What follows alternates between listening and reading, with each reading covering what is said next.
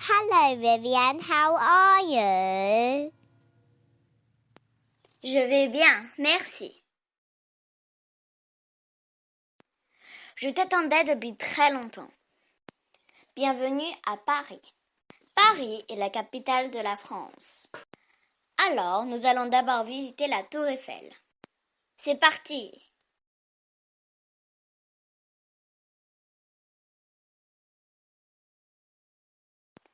Est-ce que tu vois la grosse structure en fer là-bas? Yes, it is huge. C'est la Tour Eiffel. Nous allons aller la voir.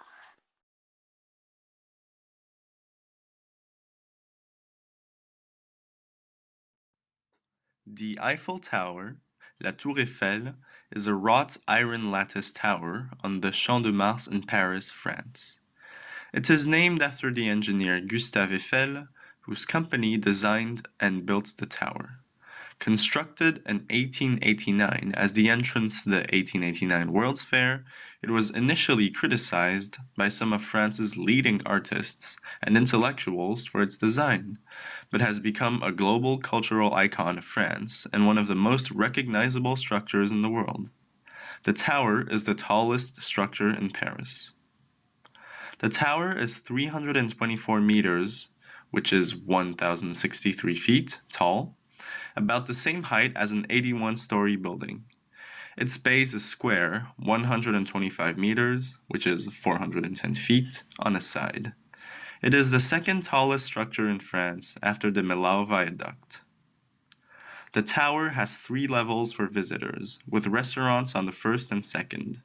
The top level's upper platform is 276 meters, which is 906 feet, above the ground, the highest accessible to the public in the European Union. Tickets can be purchased to ascend by stairs or lift to the first and second levels. The climb from ground level to the first level is over 300 steps, as is the climb from the first level to the second. Although there is a staircase to the top level, it is usually only accessible by lift. The design of the Eiffel Tower was the product of Maurice Koechlin and Émile Nouguier, two senior engineers working for the Compagnie des Établissements Eiffel, after discussion about a suitable centerpiece for the proposed 1889 Exposition Universelle, a World's Fair to celebrate the centennial of the French Revolution. Eiffel openly acknowledged that inspiration for a tower came from the Latin Observatory built in New York City in 1853.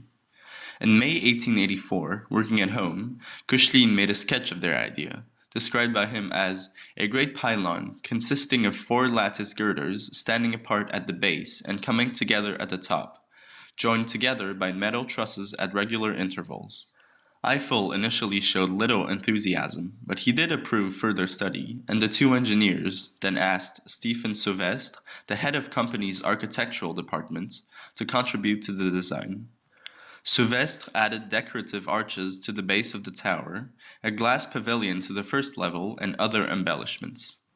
The new version gained Eiffel's support. He bought the rights to the patent on the design which Koechlin, Nouguier, and Sauvestre had taken out, and the design was exhibited at the Exhibition of Decorative Arts in the autumn of 1884, under the company name. On the 30th of March 1885, Eiffel presented his plans to the Société des Ingénieurs Civils.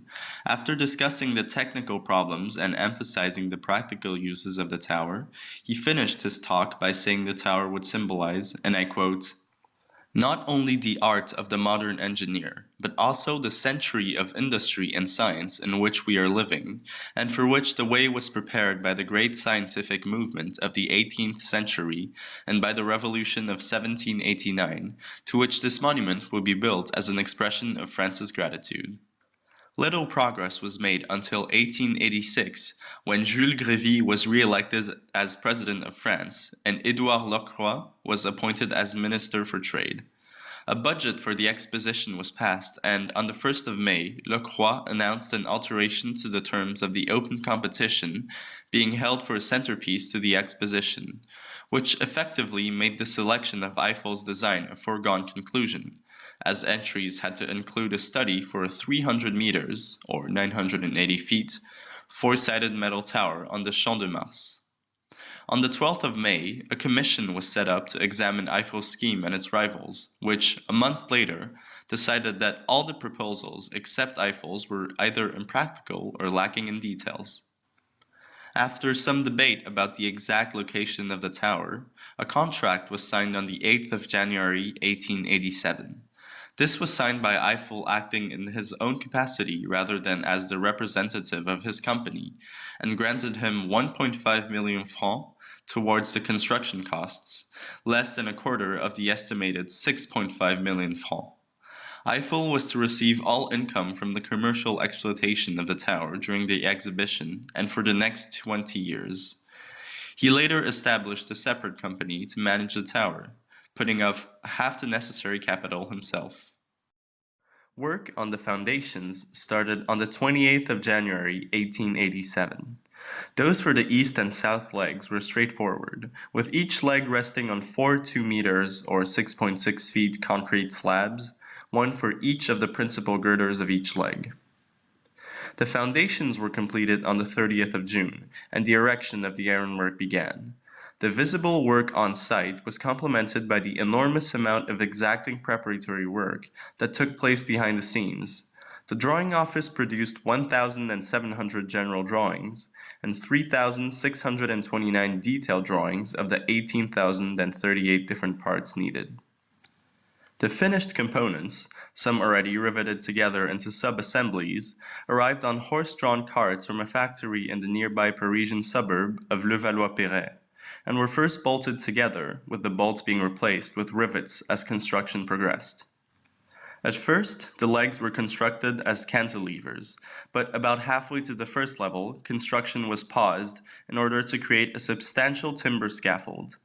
This renewed concerns about the structural integrity of the tower, and sensational headlines such as Eiffel suicide and Gustave Eiffel has gone mad, he has been confined in an asylum, appeared in the tabloid press.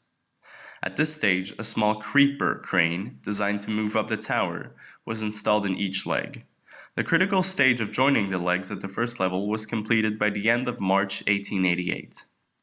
On the 15th of May 1888, the construction for the second stage started and was completed on the 21st of August 1888. The construction of the upper stage started on the 26th of December 1888.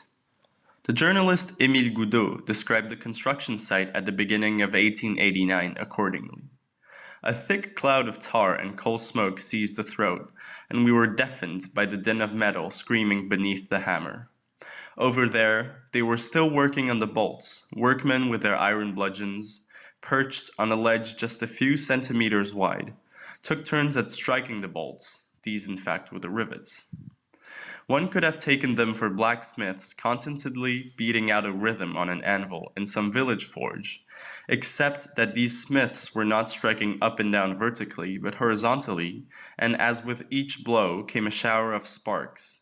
These black figures, appearing larger than life against the background of the open sky, looked as if they were reaping lightning bolts in the clouds.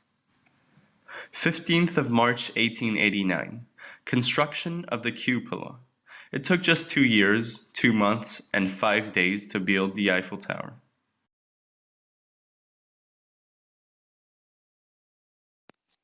Au revoir! See you soon.